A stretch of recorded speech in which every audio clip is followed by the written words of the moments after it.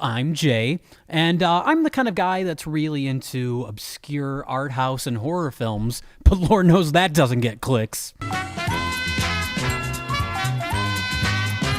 No, I meant the DVD special edition of the original film. What? Did you mean the Book of the Dead edition or the Ultimate Edition DVD? What's the difference? Or maybe you were talking about the limited edition Blu-ray.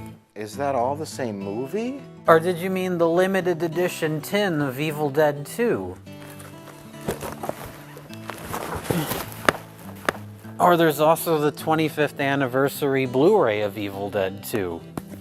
What? Or maybe you were talking about the Book of the Dead edition of Evil Dead 2. Don't get me started on Army of Darkness. Why do you have all those? Because my life is an empty shell. Well, you love this sort of stuff, this sort of vile, depraved, sadistic, violent. When it's done well. I don't like those stupid-ass Saw movies or things like Well, yeah. He did a movie before that, a really low-budget movie called Sleeping Dogs Lie, a charming romantic comedy about a girl that blows her dog. But there's only a small element of the movie. It's actually very touching. But I'm gonna say, those last 5 minutes did a lot to redeem it. That was some weird, perverted Frank Henenlotter shit when the girl started fucking the puppet. That was genuinely entertaining. Gotcha. I think anyone that says The Exorcist is dated, you don't deserve that movie. That movie's too good for you. Fuck off. Exorcist is great. I love that movie. Over by the stadium. Oh God. And he's like, you know, the cops. He looks like the guy that's hanging out in the parking lot in Ghost World. The guy with the mullet. Like Yeah. it's like that guy, but is, real. You have Armageddon and Deep Impact, and there's those two volcano movies. There's Ants and A Bug's Life. Like, it just happens. I think it's coincidence. Is It's it coincidence, weird, or are there Hollywood spies that go, so-and-so's making this, let's make this before they make that? I don't know. I can't confirm that. The only case I can confirm of that is being when Golan Globus split up. When Canon Films split up, they both went off and made their own Lambada films. What? Someone has sent me a bowel movement. Yay! That was from Pink Flamingos. Here's how Brundlefly eats. Nice. I love the fly. Finish your leftovers. I'm sure you will, Garbage Pail Kid. What? Because he looks like a Garbage Pail Kid. What? Next month they're putting out the Garbage Pail Kids movie. I think I'm the only one in the world that's excited about that. Look at that fun. What's worse, that I'm excited about that, or that I'm more excited about the Garbage Pail Kids movie coming to Blu-ray? Your Garbage Pail Kids is your thing. Understandable. I don't even know why it's my thing. It's not like a movie that's so bad it's funny. It's one of the worst movies ever made, but it's... Nano says, Jay, I was the nurse who asked for best of the worst movies for my patients, and you told me to play the Garbage Pail Kids movie. Perfect. Perfect. Wait. I showed it and received a 2-week unpaid suspension. Do you know other movies? Thanks. Well, now you gotta show him things. Oh, God. You might get fired. Oh, my God. He's also inside. And then there's It's a very David Lynchian. David Lynch likes to have kind of like doubles or like multiple personalities. Sure. Well, and it throws you off. YouTube and Facebook, and a lot of movies don't bother with that. They have their imitation, like, fake sites. My favorite example of that is from the classic film Old Man. Walter Bowden, 65, hangs self after a killing spree that included his wife and 19-year-old son.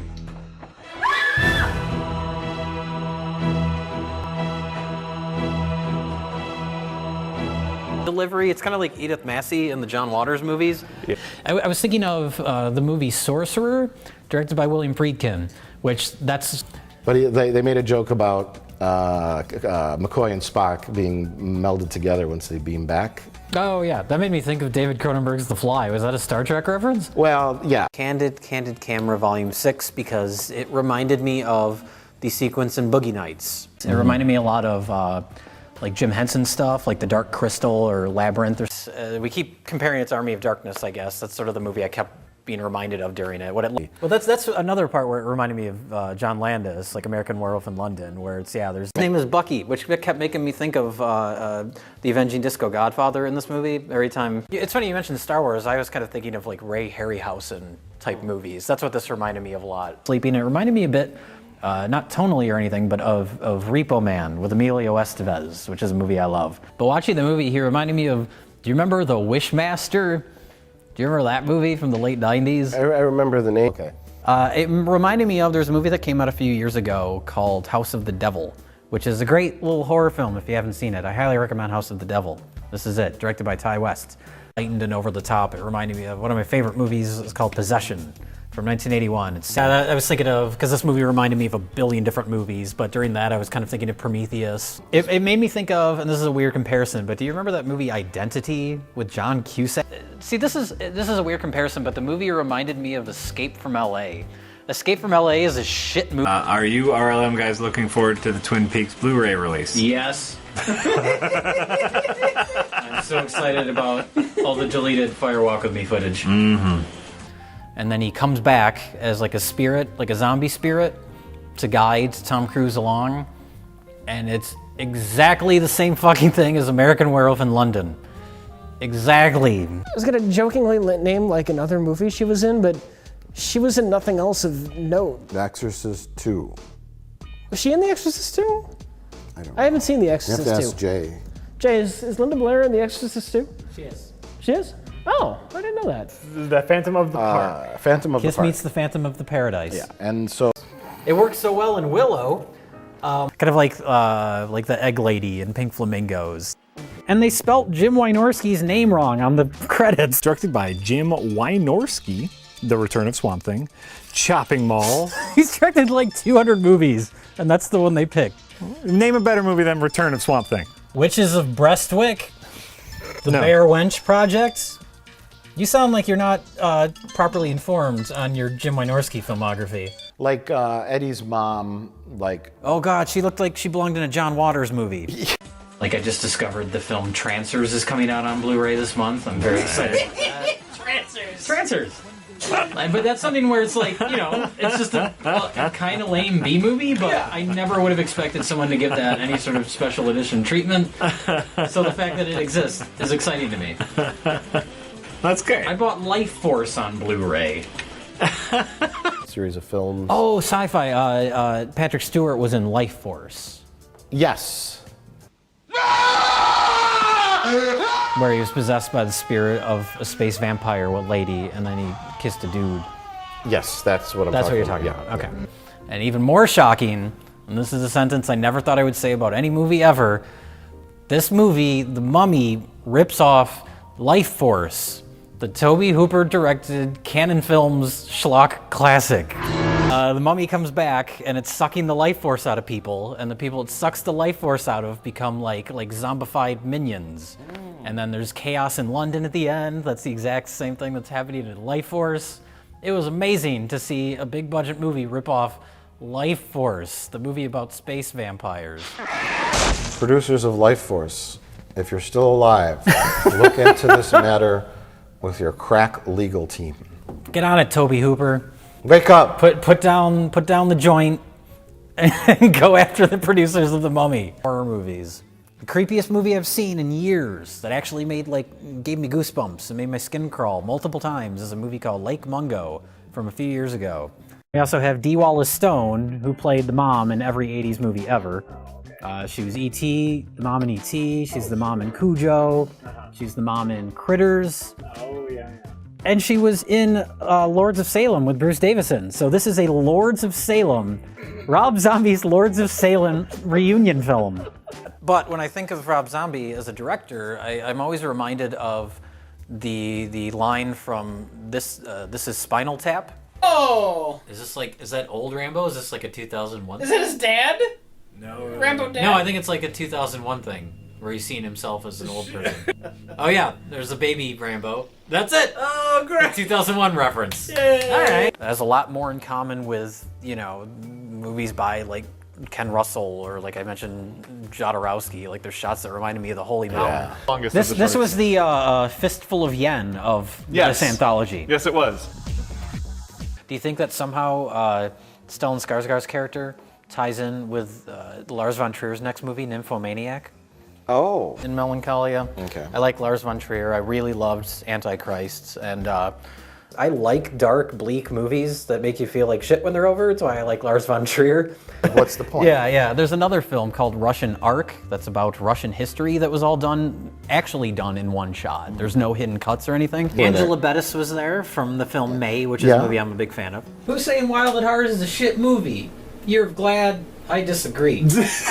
Wild at Heart is great.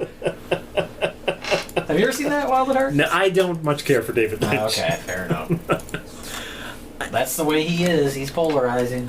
I get what he's doing. Yeah, that's the thing. It's like people say, "Oh, you don't like him, you don't get him." Like you can get it and just not like it. Right. And I am fine with that. I love him. I was thinking about that movie Excision that I talked about. Because the first big cannibal scene is genuinely upsetting. Like, I mean, I've seen everything, so it wasn't that graphic for me, but... It's like the set from the airplane interior cockpit set from Ed Wood. I kind of feel like the character of Oz is similar to Sam Raimi in a lot of ways, where he oddly enough ends up being a very Sam Raimi type lead character. Like, there's not too many differences between him and Ash, which I thought was interesting. Yeah. Actually, this whole movie kind of felt like an Army of Darkness for little kids. There's a lot of similarities to the structure, which I thought was funny. There's a book I've had since I was a little kid, since I first got into the Evil Dead movies, called Filmmaking on the Fringe. I have no idea if it's still in print, but it's just interviews with all these B-movie directors. But this is her second scene-for-scene remake of a classic horror movie. She was in the Psycho remake, Gus Van Sant's weirdo experiment on a studio's dime to shot-by-shot recreate Psycho. Wait. Gus Van Sant made a weird movie? It's true, yeah. No. It's not as weird as Finding Forrester, where he has Sean Connery. Sean Connery teaches an urban youth how to play. That movie holds up, too. I still like that movie a lot, Return of the Living Dead. It's got a great soundtrack. They speak funny. But it's Jermaine Clement is his name, by the way. Jermaine Clement. Yeah, Jermaine. And it's about, did you ever see the 90s Island of Dr. Moreau movie? With No, Marlon Brando? no. Did you know with Smokey and the Bandit, they made Smokey and the Bandit 3, and the original idea for it was that the guy that they couldn't get Burt Reynolds back, so they were going to get a new guy, and he was going to play both Smokey and the Bandit. That's true. Did you know the fourth Hellraiser movie is credited to Alan Smithy? They shot, I don't know if you've ever seen George Romero's Day of the Dead. I haven't. That was shot in an underground salt mine, and they actually stored, the mine that they shot it in, they stored film negatives and all sorts of like old, like film, like photo negatives and sorts of stuff. Day of the Dead is an underrated movie, I think. Day of the Dead's my favorite of the George Romero zombie movies. Is that the one with the city? Day of the Dead is a great movie. It's my favorite of the Romero zombie movies. We should watch. It's weird, yeah. Day of the Dead is my personal favorite of the movies. Doug Bradley was there. Sid Haig was there. Sid Haig, yeah. I wasn't there, and I know all the guests. Young Jason, is that like Jason Voorhees as a child? Jason? Yeah, Okay. in the first one. Doug Bradley? Doug Bradley played Pinhead in the Hellraiser. There we go. Thank you. And he's like, you. The fourth one directed by idiot. Alan Smithy. There we go. He was yelling, Make their and I got a living. signature from. No, Ken Foree? Ken Foree. We had a burger with the guy with the deformed face. Oh, Chicken Wings with Michael Berryman. I Michael remember your Berryman. life stories better than you do. The original. He's one of the biker guys at the end of Weird Science with the weird face. Gotcha. And the whole time. Speaking of Sloth, did you know that John Matuzak, who played Sloth, is buried in the Milwaukee area because he's from Milwaukee? Oh, in Mask. You know, the guy who directed Mask was Peter Bogdanovich. I want to say I went to the midnight releases of all three Lord of the Rings movies. I'm a nerd. I did too, so it's okay. Really? And I did. I went to the midnight showings of. Which is a real thing. That really happened. I Because Jack was like, none of you guys have seen Frozen? Come over and watch Frozen. And I was like, none of you have seen Monster Squad? Let's just combine these two and watch them in the same night. This is what really happened. This It was happened. great. I'd also recommend Starry Eyes that came out last year. You recommend Star Wars? But I know Hardcore was a 70s movie with George C. Scott It's like it's 8mm before 8mm. And it's better because it's George C. Scott. There's the Maniac remake with Elijah Wood. That's all POV. And the sequence in Creepshow, where Ted Danson and the woman from Dawn of the Dead come back to kill Leslie Nielsen because he killed them. Well, I mean, obviously his movies are nuts, but I like his movies. I like El Topo. I really like The Holy Mountain. It's like the Ben-Hur of... but Frank Darabont got his start with horror. He co-wrote Nightmare on Elm Street 3. But when I found out Richard Hatch was going to be here, I decided to get my cosplay on and go as Dan Roebuck from Prisoners of the Lost Universe.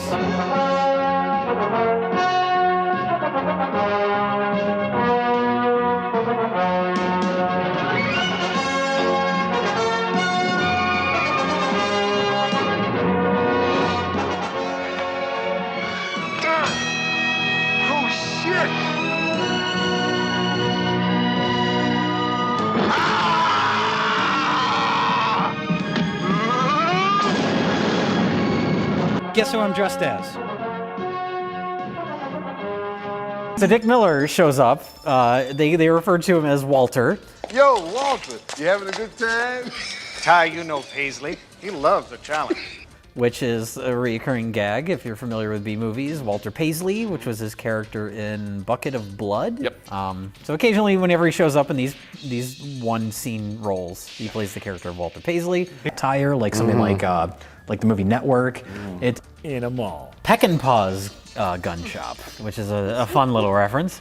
It's sort of like a less abstract version of the movie Rubber, which came out last year about a killer rubber tire. And they made one previous movie to this called Murder Party, and I watched that afterwards because I liked. They just did an HD restoration of Manos: The Hands of Fate. It's a great time for movies. There's a movie on Netflix right now. It was like a Netflix exclusive. It's directed by Anthony Perkins' son, speaking of Hitchcock. And it all takes place in a house. It's a supernatural movie. The whole thing takes place in a house, but you know what the title is? House? No, the title is I Am the Pretty Thing That Lives in the House. It's the exact opposite of that. She was in Peter Jackson's movie Heavenly Creatures. It was her and Kate Winslet. Some people call that like style over substance. I just call it filmmaking. I don't know. There's a whole section of the movie that's a tribute to Russ Meyer films, like Faster Pussycat, Kill Kill. It falls right in line with movies like Taxi Driver or King of Comedy or American Psycho, where we've got did you ever see John Carpenter's Ghosts of Mars? This looks like the main bad guy from Ghosts of Mars. Pattern is a lurid mix of slasher, giallo? Giallo? That's the a thing? Italian slasher movies. Oh. Have you seen Wall Street, the Michael Douglas movie? I have. I've seen both Wall Street films. Even the second one? I did. I was the one person. Why did you go see that? Just John Waters, he nailed this type of material over 15 years ago. She was in like Chinatown, and Network, and all these great movies. Reasons one, I really liked Michael Dougherty's last movie, Trick or Treat. Brian James, the star of the film The Horror Show. Oh, really? In which he has a little girl held with a knife with a big blade to her throat. Right. Oh, he has Lance Henriksen as the cop, and he's like, let that little girl go, let that little girl go, and he cuts her head off and throws it at Lance Henriksen. And the only reason I bring that up is because I want to cut to a clip of it happening. Real place. Yep. They shot scenes from Avenging Angel there, starring Susan Tyrrell. They throw a baby off of a balcony. Yes. What? They throw a baby off a balcony. And I'm only mentioning this so I can show clips from that point. Can we point out one of the cops is played by Buck Flower? And the first time he's ever not played a homeless man. Yeah. At one point in the movie, there's a fucking Cannibal Holocaust reference, which caught me off guard. This music sounds like it's from The Shining. Somebody, oh my god. Like if you die... Which Tommy Jarvis is it though? He's different. He's in 3 movies and he's different in every one. Jason Lives. Okay. So the actual good Tommy Jarvis. The good Tommy Jarvis? Well, I guess he's good. In part 4, he's little Corey Feldman. Oh, yeah. Okay. In part 5, it's sort of, he's like a red herring where you think, you're supposed to think he might be Jason. Okay. And he's like mute through most of them. You go with Freddy or Jason? Who's your favorite? Oh, I'm a Freddy guy. Freddy guy? I was a Freddy guy growing up, all throughout my childhood. It was all about Freddy. As I've gotten older, I've grown... I always watched the Friday the 13th movies as a kid, but I think I've grown to appreciate them more as an adult, just because they're the polar opposite. What's the name of the theater? But they were doing a thing. They were doing a theatrical screening of the Tommy Jarvis trilogy. So they're going to play part 4, 5, and 6. And that's why I decided I wanted to take a vacation anyway. I was like, Yeah. I'm going to go to LA. I'm going to see the Tommy Jarvis trilogy in the theater. Oh, and it's going to be great. It's the same thing I like about the Friday the 13th movies. With Jason Voorhees, there's just such a... All right, a Joseph Zito film, who we all remember as the director of the best Friday the 13th sequel. No wonder I Directed by Steve Miner, who directed some of the Friday the 13th sequels. He directed parts. If the entire second season is just a Friday the 13th homage, I would be on board. I know you would. If they just... I don't think this was intentional, but Demonic Toys, the classic 90s direct-to-video Charles Band film, because there's Cases have taken it kind of like Misery, where it's just such a simple premise. It's Dean Cundey who shot Halloween. Classic Dean Cundey cinematographer. He did Halloween, he did this, you know, he went on to do Back to the Future, he did Jurassic Park, he did Jack and Jill, all the classics.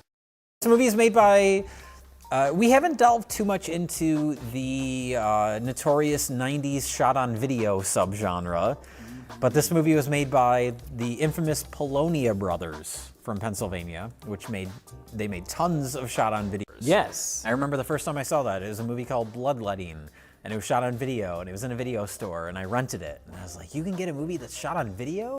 Like, whatever it is. Yeah. Like, that's what it seems like to me. But there's a weird, like, the early to mid-90s shot on video stuff. There's something kind of cute about it, even though it's fucking awful. Historically, I would never want to watch this. Sure. But, you know, but if you're someone that's interested in the history of shot on video movies, this is almost like there's more than just me out there that's interested in that kind of thing. No, this is a real thing. No, because it was a little like bizarre subgenre, a sub-subgenre. I know Jay's not going to agree. I know. He's going to say theater should I understand. should be put in a museum of video He's history. trying to make fun of me. No, I agree with you. It shows that the little guy could make a video on their video camera that ends up in a store. Like, fuck that. I guess it was supposed to be his attempt to return to the kind of stuff he was doing in the 70s and 80s, Body Double, Dress to Kill, movies like that. Sure. Which, I mean, the original RoboCop is far better than Citizen Kane or Rear Window. I don't think anyone's going to dispute that. Who directed this? Doug Lyman, Oh, yeah. who started with Swingers. Yeah. It might be similar to the case with Gremlins 2, where Joe Dante had no interest in making the Blob, the remake, was written by Frank Darabont. Holy shit balls. And there's... So, Mike, what did you think of The Beyond, directed by Lucio Fulci? What does that mean? Mike, what did you think of From Beyond, directed by Stuart Gordon? A place beyond the pines? Mike, what did you think of Beyond the Valley of the Dolls? Starring Roger Ebert. Starring Roger Ebert. he didn't star in that. Recommend it because Matthew Modine looks just like David Cronenberg in it. Is there any sort of, now I'm thinking about John Carpenter in this game, is there any sort of like Snake Plissken game? Some sort of Escape from New York game? Movie. Aside from The Wrestler, which is my favorite movie he's done, and maybe one of my favorite movies ever. That's the guy who directed Dogtooth, which I don't think you've seen that. You saw The Lobster, and I know you didn't like The Lobster. They're playing D&D, and there's a John Carpenter's The Thing poster in the background. And this show's set in '83. That movie came out in '82. It flopped horribly. It was a critical failure. No fucking kid in '83 is gonna have a The Thing poster. And later there's an Evil Dead poster in the kid's bedroom. It's like no one had an Evil Dead poster. It just didn't happen. Mm-hmm. Doing wonderful things with it. All the way up from David Fincher down to a movie that came out last year called Tangerine, which was shot on a fucking iPhone, and it's like one of the best movies. Yeah. That movie's so fucking weird. I've only seen Sleepaway Camp 2. Oh, it's nothing like the first one is like, so much of it just feels like the most generic slasher ever, but it has all these weird little details and weird moments. And then, of course, everybody knows the ending. Yeah. But, yeah, just lots of weird touches in it. The second and third are more just like horror comedies. Mm-hmm. Starring Bruce Springsteen's sister. Really? The killer in those movies, yeah. Oh, in the really? second and third one, yeah. Well, there you go. Oh, there's the slaughterhouse. This is wonderful. And it's making me want to watch Texas Chainsaw Massacre. Thing that we were supposed to do, people on the internet. Not pre-order things? Not pre-order video games. Oh, video games. Okay.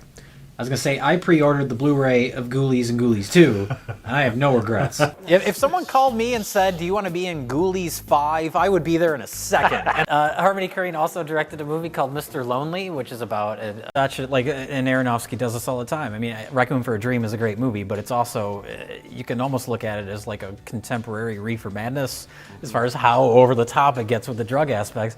And here, like the crowd is like surfing the baby, and the villain, what was his name? Kroll? Was his name Kroll? Like the Kroll with an O. With an O. Not Kroll like the movie. Kroll. Okay. I was very confused. They kept talking about that, and I thought they all just wanted to get together and watch the movie Kroll, starring Liam Neeson. It was very distracting. Yeah. He made a movie that just kind of works. Same with Richard Kelly. He did Donnie Darko, and then everything else he's done has been like horrible.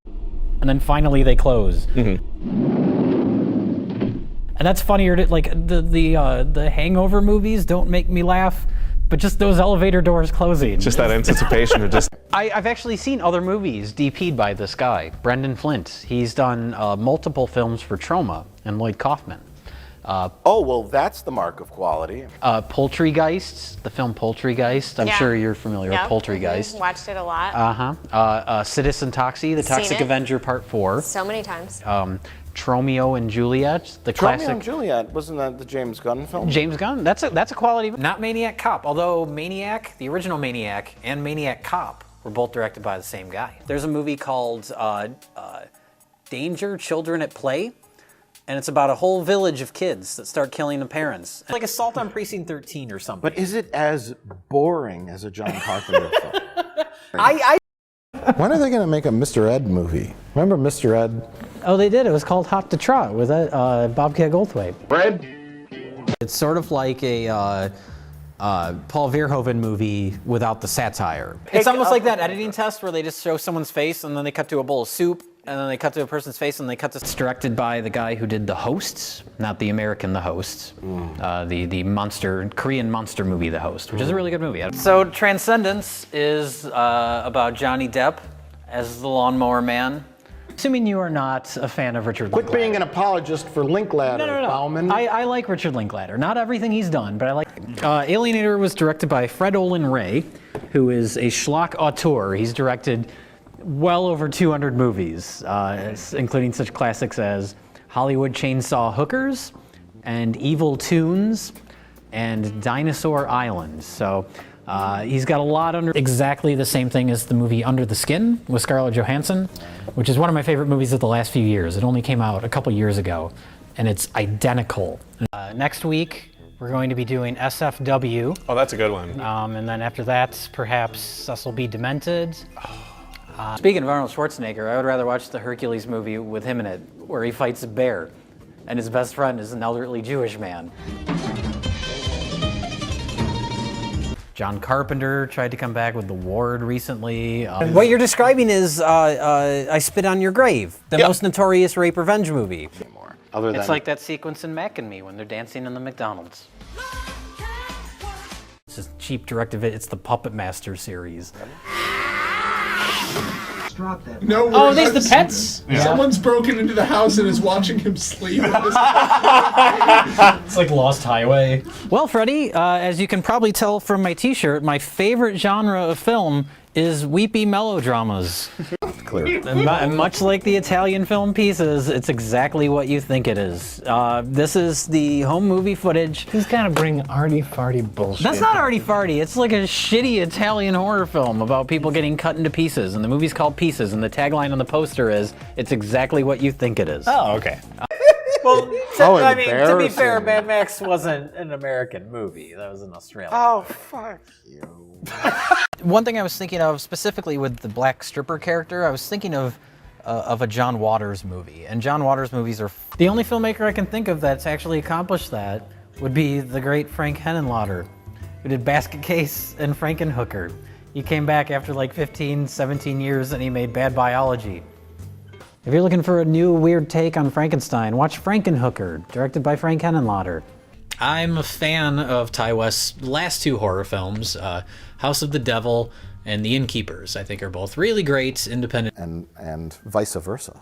Oh, I remember that movie with Judge Reinhold and Fred Savage. Is that what you're talking about? And Adam Sandler says, this is like Gattaca. This is Gattaca. Gattaca? Galaga. Galaga. Gattaca is a film starring Ethan Hawke. Galaga. There we go. Is his name? It was something like that. He directed a really great movie called Fruitvale Station. That was like his first movie. Yeah. And I was incredibly distracted because she looks exactly like Madchen the Meek, the actress that plays Shelley the waitress on Twin Peaks. And she's a waitress, and she's wearing the little waitress outfit. Looks exactly like her. And it was really distracting. Is it Prom Night or Terror Train that has like that exact same plot? There's one sequence in particular that I think was, well, I know was clearly inspired by Brazil because then Terry Gilliam shows up. Filming this movie on the weekends around his mother's schedule, I was just thinking of American Movie. There's that part when he's, because there was a while back, there was something called the French Extreme horror movies, like high tension and stuff like that, where it's believable. If you've ever seen the documentary, The Decline of Western Civilization, all these characters feel like they were just plucked right out of that. I'm a fan of James Gunn. I really liked his last movie, Slither, a lot.